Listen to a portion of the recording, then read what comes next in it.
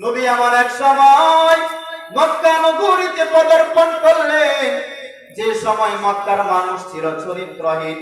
মক্কার মানুষের মতো চরিত্রহীন মানুষ এই জমিনে আর কোথাও ছিল না। কিন্তু এই মানুষগুলোকে অল্প টাইমের ব্যবধানে নবী এই মানুষগুলোকে চরিত্রহীন থেকে দামি বানায়া দিলেন। মাত্র 13 বছরে। কয় বছরে? 13 বছরের ব্যবধানে নবী এই চরিত্রহীন মানুষগুলোকে দামি বানাইয়া দিলেন।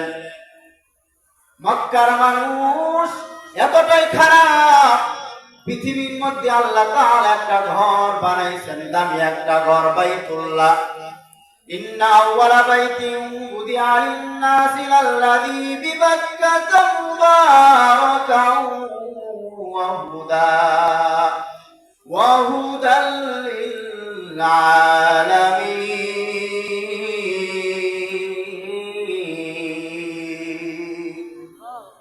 এ কালামে জিন্দা কুরআনে হাকীম, হিকমতে উলায়া জালাস্তু কদিম, জামিউল ইলমি ফিল কুরআনে হাকীম, তাকাসারাত আনহু আফহামুর রিজালি, বাকা কুরআন কালামুল্লাহ শুনো কদিমাস্তি কদিমাস্তি নহিনো। পৃথিবীর মধ্যে সর্বশ্রেষ্ঠ একটি ঘর, ইবাদতের ঘর, হেদায়েতের ঘর। এতটাই খারাপ মক্কার মানুষ, যে ঘরের দিকে তাকাইয়া থাকলে শুধু সওয়াব। যেই ঘরের আঙ্গিনায় একটা রাকাত নামাজ আদায় করলে লক্ষ রাকাত নামাজের সওয়াব। কিন্তু এই চরিত্রহীন মানুষগুলো নারী আর পুরুষ উলঙ্গ হইয়া বাইতুল্লাহ তাওয়াফ করে, নাউযুবিল্লাহ। এতটাই খারাপ, কিন্তু নবী এই মানুষগুলোকে অল্প টাইমের ব্যবধানে চরিত্রহীন থেকে দামি বানায়া দিলেন। আল্লাহ তাআলা জিবরাইল আমিনকে ডাকতে বলেন, ও জিবরাইল, এই যে একটা মিষ্টি দিয়া দিলাম, আমার পয়গম্বরের কাছে গিয়া পৌঁছায়া দাও।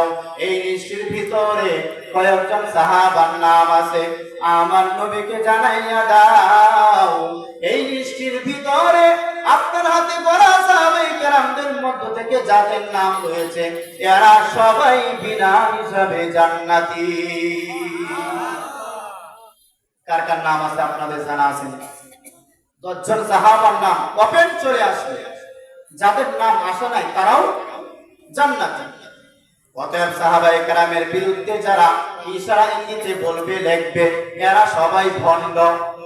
এদেরকে যারা ভণ্ড বলবে না, তারাও ভণ্ড। সাহাবায়ে কেরাম নবীর আদর্শের মধ্যে এতটাই দামি হয়ে গেল, কিন্তু নবী যে অল্প টাইমের ব্যবধানে এই চরিত্রহীন মানুষগুলোকে দামি বানাইয়া দিলেন, একটা বেতের বাড়িও লাগে নাই। এর থেকে আরো আশ্চর্যের খবর হলো, নবী জিন্দেগিতে একটা মিথ্যা কথা বলেন নাই। কেমন নবী পেয়েছে যুবক? ওই নবীকে চিনতে পারলাম রে বাবা, যেই নবীর জন্য গোটা মাখলুকাত পরোয়া আসে। এমনকি তোমার আমার আল্লাহ তিনিও বলেন, ও দুনিয়ার মানুষ, এই জমিনের মধ্যে আমার কিছু বিশেষ বন্ধু রয়েছে। ইব্রাহিম নবী আমার বন্ধু, মুসা নবী আমার বন্ধু, নূহ নবী আমার বন্ধু, ঈসা নবী আমার বন্ধু, দাউদ সুলাইমান নবী আমার বন্ধু। আখিরি নবী হযরত মুহাম্মদ সাল্লাল্লাহু আলাইহি ওয়াসাল্লাম, তিনিও আমার বন্ধু। তবে ব্যবধানটা কি জানো? দুনিয়ার সমস্ত নবী রাসূলগণ আমি আল্লাহ তাআলার বড় আশিক, আর আমি আল্লাহ নিজেই হলাম মুহাম্মদের আশিক। ইমামুল আউয়ালিন আল আখিরিন, বাহরে সাদাকা রাহমাতাল লিল আলামিন, সাইয়্যিদুল কাওনাইন খাতামুল মুরসালিন, আখিরামুদ বুদ ফখরুল আউয়ালিন, শুধু জুদাস রাহমাতাল লিল আলামিন, মসজিদে উশুদ হামারো এ জমি। এর নবীর আশিক উম্মতরা, ওই নবী যে অল্প টাইমের ব্যবধানে এই চরিত্রহীন মানুষগুলোকে দামি বানায় দিলেন, একটা বেতের বাড়িও লাগে নাই। এর থেকে আরো আশ্চর্যের বিষয় হলো, নবী জিন্দেগিতে কোনোদিন মিথ্যা কথা বলেন নাই। এর থেকে আরো আশ্চর্যের খবর হলো, আমার নবী জিন্দেগিতে কোনোদিন কাউকে গালি দেয় নাই। এর থেকে আরো আশ্চর্যের খবর হলো, নবী সারা জীবন গালি শুনেছেন কিন্তু কোনোদিন গালির জবাব দেয় নাই। এর থেকে আরো আশ্চর্যের খবর হলো, নবী জিন্দেগিতে কোনোদিন কারো দিকে গরম চোখে তাকান নাই। কেমন নবী, কেমন আদর্শ! ওই নবী চ্যালেঞ্জ করে গেলেন, ও দুনিয়ার উম্মত, তোমরা এমন একটা সময় পাইবা যেই সময় আমি নবী দুনিয়ার জমিনে থাকবো না। ওই সময় তোমরা কিভাবে জান্নাতের পথে আগাইবা? আমি নবী তোমাদের মাঝে দুইটা জিনিস রেখে গেলাম। এই দুইটা জিনিসকে তুমি যদি আঁকড়াইয়া ধরো, আমি নবী চ্যালেঞ্জ করে গেলাম, জিন্দেগিতে কোনোদিন তোমরা পথভ্রষ্ট হইবা না, জিন্দেগিতে কোনোদিন তোমরা অসম্মানী হইবা না, লাঞ্ছিত হইবা না। এক নাম্বার, আল্লাহ তাআলার কোরআন আঁকড়াইয়া ধর। দ্বিতীয়টি হলো, আমি রাহমাতুল লিল আলামিনের আদর্শ আঁকড়াইয়া ধরো।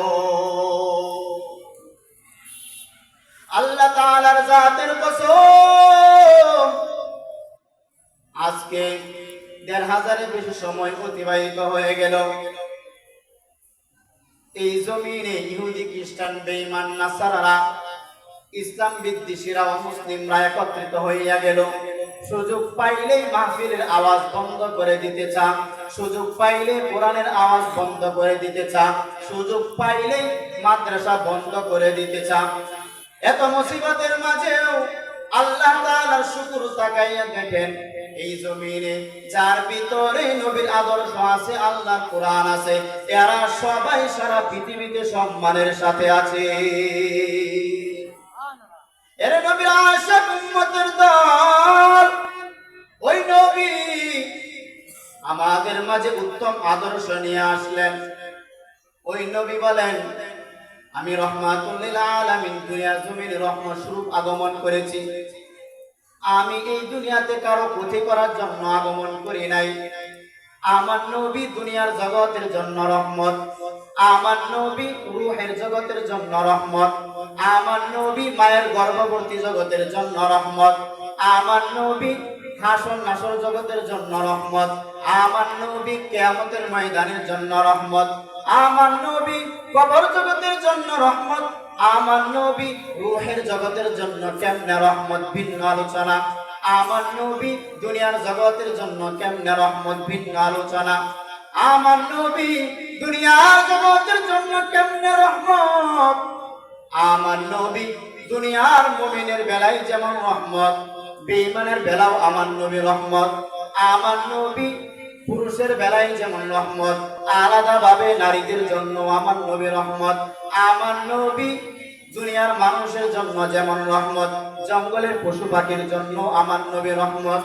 আমার নবী দুনিয়ার গাছের জন্য রহমত, আমার নবী দুনিয়ার মাছের জন্য রহমত। সব কিছুর জন্য আমার নবী হলেন রহমত। এর নবীর আশিক, ওই নবীর সুন্নাত থেকে যাওয়া, ওই নবীর আদর্শের রেখে যাওয়া। ও বালুকা এলাকার মুসলমান, ও যুবক বাবারা, ভালো করে শুনেন রে বাবা, বৃদ্ধ বাবাজেরা ভালো করে বুঝেন রে বাবা। নবীর আদর্শের রেখে যাওয়া আমল, নবীর সুন্নতের রেখে যাওয়া আমল, এইগুলো ইহুদিরা পালন করবে না, এইগুলো খ্রিস্টানরা পালন করবে না। নবীর আদর্শের রেখে যাওয়া আমল, নবীর আদর্শের সুন্নতে রেখে যাওয়া আমল একমাত্র পালন করবে মুসলমান। কারা পালন করবে? মুসলমান। অথচ আমরা নিজেকে মুসলমান বলে দাবি করি, কিন্তু নবীর তরিকায় মাথায় চুল রাখি না, গালের মধ্যে নবীর আদর্শের তরিকা নাই, ব্যক্তিগত জীবনও নবীর আদর্শ নাই, পারিবারিক জীবনও নবীর আদর্শ নাই। এর নবীর আশিক, অথচ নিজেকে উম্মত বলে দাবি করি, নিজেকে খাঁটি মুসলমান বলে দাবি করি, অথচ নবীর আদর্শ আমার মধ্যে নাই। কেমন নবীর কেমন উম্মত আমরা? ওগো নবীর উম্মতেরা হইয়া জিদি সাহারা, কুরআন হাদিস ছেড়ে চলো যখন যাহা চাই মনে, নবী বিনে কে তরাবে ফুল সিরাত মিজানে, নবী বিনে কে তরাবে ফুল সিরাত মিজানে। চলো চলো চলো মুমিন চলো নবীর সন্ধানে, নবী বিনে কে তরাবে ফুল সিরাত মিজানে। নবী আমার জীবন ভরে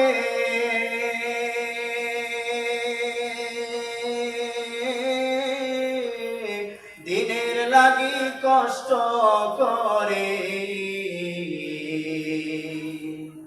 দান দান শহীদ করিলেন উহুদেরই ময়দানে, নবী বিনে কে তরাবে ফুল সিরাত মিজানে, নবী বিনে কে তরাবে ফুল সিরাত মিজানে। এমন এতিম নবী আমার,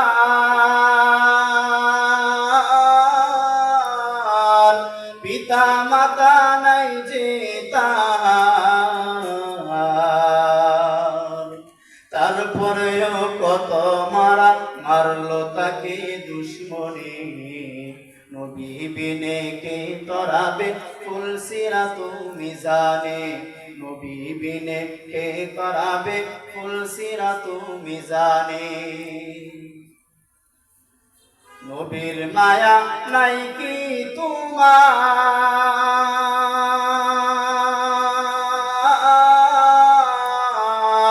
কেমন কষ্ট দাও যে আবার, স্মরণ কর দুরূদ পড় প্রথম গাটি কাফনে, নবী বিনে কে তরাবে ফুল সিরাত মিজানে, নবী বিনে কে তরাবে ফুল সিরাত মিজানে।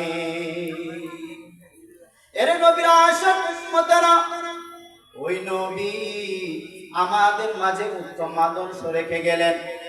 কেমন নবী কেমন আদর্শ, যেই নবীর আদর্শ দেখে হাজারো বেঈমান কালিমা পড়ে ইসলাম গ্রহণ করে ফেলেছে। আফ্রিকার জঙ্গল থেকে আগত বেলাল রাহমাতুল লিল আলামিনের আদর্শ দেখে কালিমা পড়ে ইসলামের পতাকার নিচে চলে আসলো। ওই বেলাল এতটাই গরিব, পাপিষ্ঠ উমাইয়ার বাড়িতে বেলাল চাকরি করে। উমাইয়া একদিন তাকাইয়া দেখে বেলাল ঠোঁট নাড়াইয়া নাড়াইয়া বলতেছে আহাদ আহাদ আহাদ। উমাইয়া ডাকতে বলে, রে বেলাল কি বলো? বলে আল্লাহর জিকির করি। বলে আল্লাহ আবার কে? বলে যিনি তোমারে বানাইছেন তিনি হলেন আমার আল্লাহ।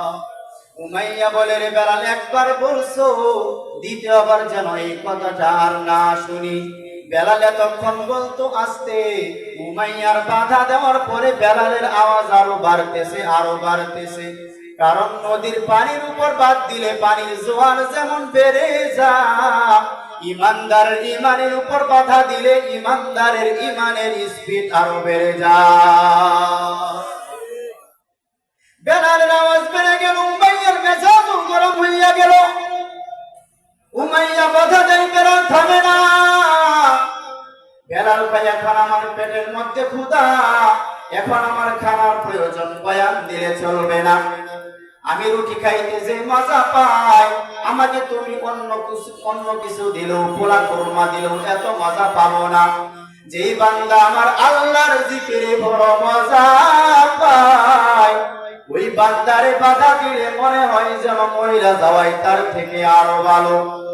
উমাইয়া ডাকতে বলে, বেলাল আল্লাহরে ডাকবি না? বেলাল কয়, আল্লাহ উমাইয়ার ফিরে দেও, যেন আমারে বাধা দেয় না। বেঈমান পাপিষ্ঠ উমাইয়া বেলালকে ধারণ করে বেলাল থামে না। এক পর্যায়ে বেলালের হাতে পায়ে রশি লাগাইয়া, রশির আর একটা মাথা ঘোড়ার পায়ে লাগাইয়া আরবের উত্তপ্ত গরম বালুতে ঘোড়াকে দৌড়াই। ঘোড়া আর রশির টানে টানে বেলালও হেসরাইতেছে।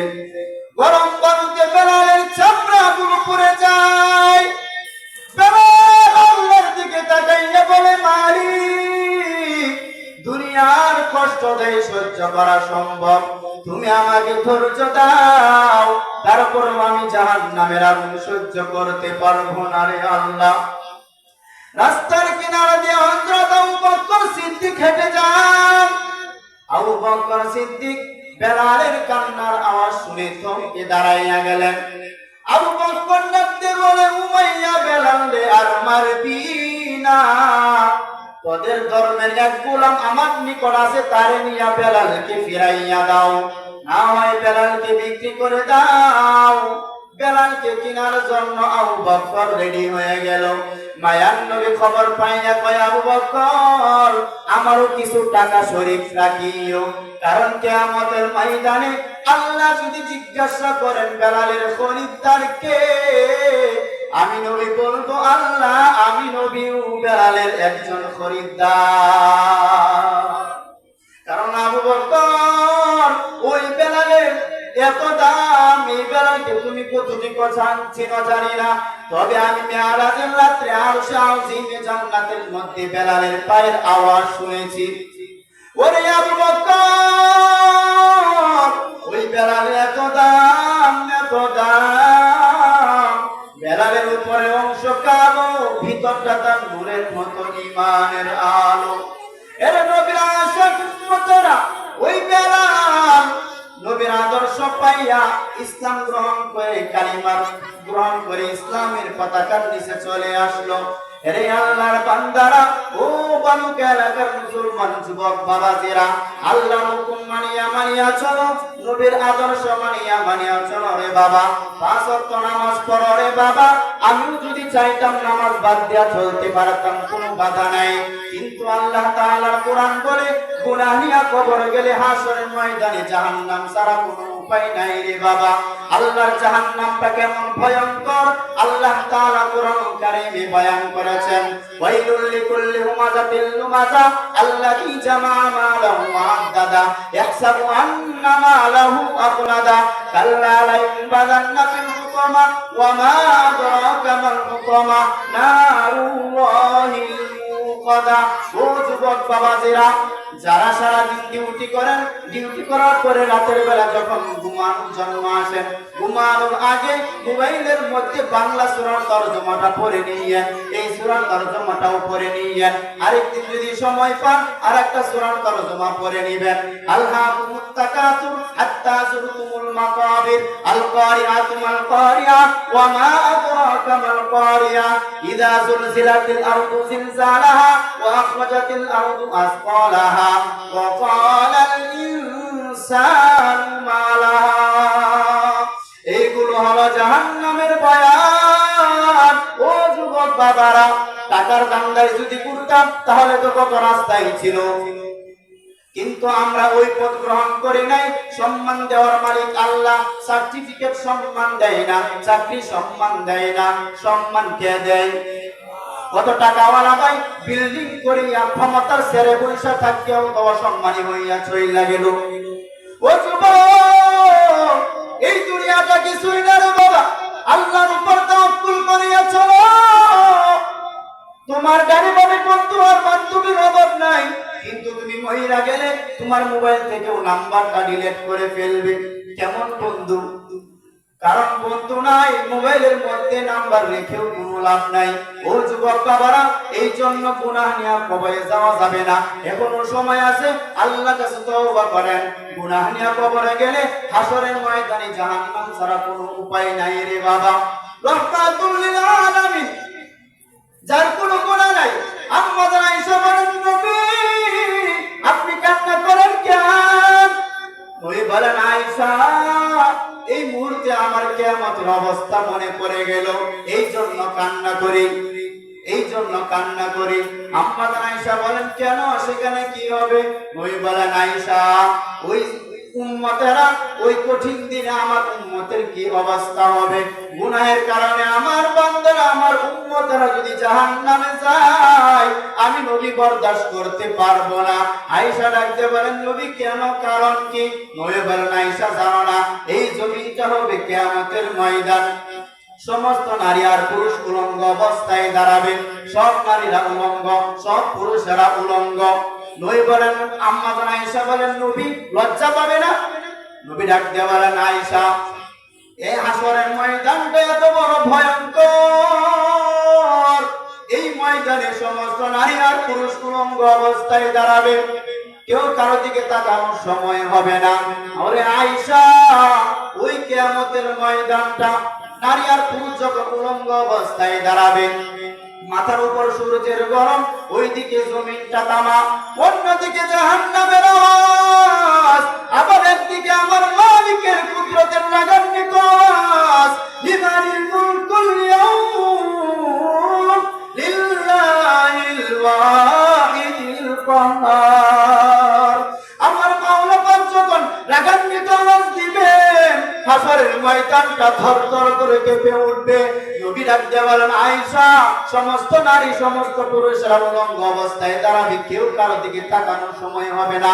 এমন অবস্থা হবে আয়েশা জানানি, মুসা নবী সিজদায় পড়ে কান্না করবেন, ঈসা নবী সিজদায় পড়ে কান্না করবেন, সমস্ত নবীরা সিজদায় পড়ে কান্না করবেন, মুসা নবী সিজদায় পড়ে কান্না করবেন, সমস্ত উম্মতের কথা বলে যাবে, উম্মতরা বেকারার হয়ে হাসরের ময়দানে পাগলের মতো ঘুরবে আর কাঁদবে। আম্মা জান আয়েশা বলেন নবী এই উম্মতের কি অবস্থা হবে?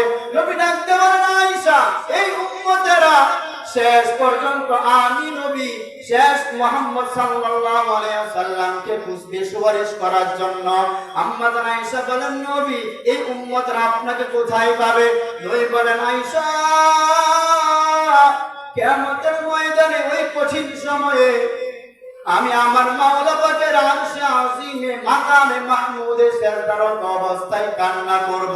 মুসা নবী সিজদায় পড়ে কান্না করবেন নিজেকে বাঁচানোর ফিকিরে, সমস্ত নবীরা কান্না করবেন নিজেকে বাঁচানোর ফিকিরে, কিন্তু আমি কান্না করব, একবারও বলবো না আল্লাহ আমাকে বাঁচাও আমার নিজের ফিকিরের কথা, আমি বারবার কান্না করব আর বলবো আল্লাহ আমার উম্মতদেরকে বাঁচাও, আমার উম্মতরা যেন জাহান্নামের আগুনে না যায়, আমার উম্মতরা জাহান্নামে গেলে আমি জান্নাতে যাব না। ও আয়েশা শুনিয়া লও, আল্লাহ তাআলা আমার কান্না থেকে বলবেন ও নবী কান্না বন্ধ করেন, মাথা উঁচু করেন, আপনার উম্মতদেরকে জান্নাতে নিয়ে যান। আয়েশা ডাকতে বলেন নবী কোটি কোটি মানুষের মাঝে আপনার উম্মতদেরকে চিনবেন কিভাবে? নবী বলেন আয়েশা, দুনিয়াতে যারা 5 ওয়াক্ত নামাজ পড়তো, 5 ওয়াক্ত নামাজের সময় যারা অঙ্গগুলো উযু করে নামাজ পড়তো, ওই কঠিন সময়ে তাদের উযুর অঙ্গগুলো নূরের আলো দ্বারা চমকাইতে থাকবে। আমি নবী তাদেরকে চিনে তাদেরকে আমি জান্নাতের পথে নিয়ে যাব এবং নিজ হাতে আমি নবী তাদেরকে হাউজে কাউসারের পানি পান করাবো। এর নবীর আশিক উম্মতরা যারা দুনিয়াতে নামাজ পড়ে না, নবীর আদর্শ বাদ দিয়ে চলে, আল্লাহ নবী তাদেরকে বলবেন ও আমার উম্মতরা তোমরা বেগে যাও, তোমরা আমার উম্মত না, আমি তোমাদের নবী না। এর নবীর আশিক উম্মতরা গুনাহ নিয়ে হাসরের ময়দানে গেলে, গুনাহ অবস্থায় যদি আজরাইল হাজির হইয়া যা, নামাজ না নিয়ে যদি আল্লাহর দরবারে হাজির হয়, দাড়ি না রাখিয়া যদি নবীর দরবারে হাজির হই, নবী ডাকতে বলবেন তুমি আমার উম্মত না, বেগে যাও, আল্লাহর গায়বী আওয়াজ একে ধর, জাহান্নামের শিকল লাগাও, জাহান্নামের ভিতরে তারে ঢুকাও। ও যুবক বাবারা, আল্লাহর কোরআনকে মিথ্যা মনে করিও না, নবীর আদর্শকে মিথ্যা মনে করিও না। গুনাহ নিয়ে কবরে গেলে হাসরের ময়দানে জাহান্নাম ছাড়া কোনো উপায় নাই রে বাবা, এখনো সময় আছে, তওবা করে নাও, মনে মনে আল্লাহকে বলো দয়ার মালিক গুনাহের কারণে আমার জবান নাপাক, গুনাহের কারণে আমার হাত নাপাক, গুনাহের কারণে আমার অঙ্গ নাপাক, গুনাহের কারণে আমার চোখ নাপাক, গুনাহের কারণে আমার অন্তর নাপাক। কত গুনাহ করেছি আমার গুনার খবর কেউ জানে না। এই নবীর আয়েশা উম্মতেরা এখনো সময় আছে, খাঁটি তওবা করা যদি নিয়ত হয় তাহলে আমার মালিককে দুটো হাত তুলে দেখাইয়া দিই। ও দয়ার মালিক, গুনাহের কারণে আপনি আমাদেরকে লাঞ্ছিত অপমানিত করিলেন না। ও দয়ার মালিক, আর জীবনে নামাজ ছাড়বো না, আর জীবনে রোজা ছাড়বো না, মুরব্বিদের সাথে বেয়াদবি করবো না, মা বাবার সাথে বেয়াদবি করবো না। তওবার নিয়ত দুটো হাত তুলেছি, তুমি আমাদের তওবার উপর মজবুত হইয়া চলার মতো তৌফিক দান করুন, আমিন। আরো জোরে বলে আমিন, আরো জোরে বলে আমিন। আল্লাহ পাক রব্বুল আলামিন আমাদের সবাইকে নবীর আদর্শ মেনে বাকি জীবনটা যেন পরিচালনা করতে পারি।